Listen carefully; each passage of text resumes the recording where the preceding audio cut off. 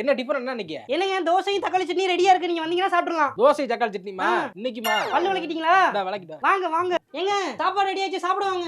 என்னது? தோசையும் தக்காளி சட்னி தான், வேற என்ன வேணும் உங்களுக்கு? சரி போடு போடு. வாங்க ரெடியா இருக்கு, சாப்பிட வாங்க. நைட்டுக்காவது கொஞ்சம் வித்தியாசமா சாப்பிட்டா சரியா வரும். ஏமா என்னங்க நைட்டு டிஃபனுக்கு என்ன? நைட்டு தோசை மாவு இருக்கு, தக்காளி சட்னி இருக்கு. சட்னி இன்னும் தீராம இருக்கு. இருக்குங்க. கூட நான் தீத்தறேன், நீங்க முழு சத்தி தரேன். அப்படியா? வாங்க உட்காருங்க, சாப்பிடுங்க. என்ன தக்காளி சட்னியை ஒரு வாரத்தை வச்சு தின்னுட்டு என்னது? வச்சு சாப்பிடுங்க. தோசை ஓரமா இருக்கு, சட்னி எடுத்து நக்கும். அப்பா சட்னி தீத்துட்டேன். சட்னி தீத்துட்டேன். சட்னி காலியா?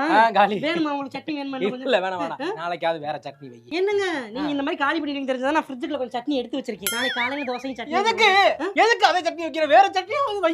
ஏமா இருக்கவே ரெண்டு பேரும் எதுக்கு அந்த தட்டை போடு? எதுக்கு இவ்வளவு பெரிய டப்பா? ஒரு தக்காளி போட்டு அரைச்சா மிக்ஸி எப்படி கொள்ளலாம்?